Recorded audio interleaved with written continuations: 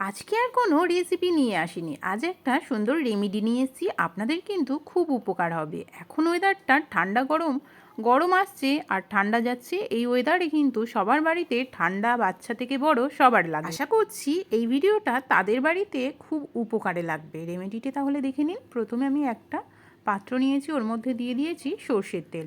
তারপর এখানে আমি 3 থেকে 4 কোয়া মতো ছোট ছোট রসুন নিয়েছি, থেতো করে নিলাম, নিয়ে ওই সর্ষে তেলের মধ্যে দিয়ে দিলাম, দিয়ে ভালো করে ফুটাতে হবে। তারপরে এখানে আমি দিয়েছি হাফ চা চামচ মতো কালো জিরে। রসুন, কালো জিরে আর সর্ষের তেল বেশ ভালো করে ফুটিয়ে নিতে হবে। দেখতেই পাচ্ছেন আমি নাড়াচাড়া করে করে যতক্ষণ ফুটাচ্ছিলাম অনেকটা লাল লাল হয়ে গেছে রসুনগুলি।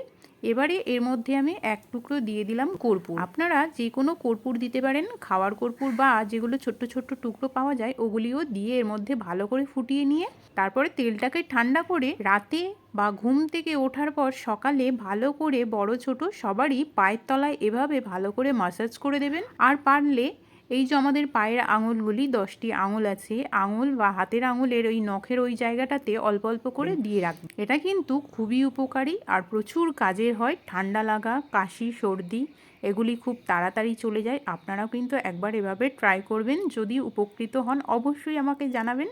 আমার ছেলে হবার থেকেই আমি এটা ট্রাই করতাম। আমার মা বলেছিল, তখন একটা দশকর্মা ভাণ্ডার থেকে মাসকলাই বলে একটি কলাই পাওয়া যেত, এর মধ্যে দিয়ে ফুটিয়ে নিতাম। এখন সেটা আর পায় না, তাই দিই। যাই হোক, ভিডিওটি ভালো লাগলে অবশ্যই লাইক, কমেন্ট, শেয়ার করে পাশে থাকবেন। টাটা।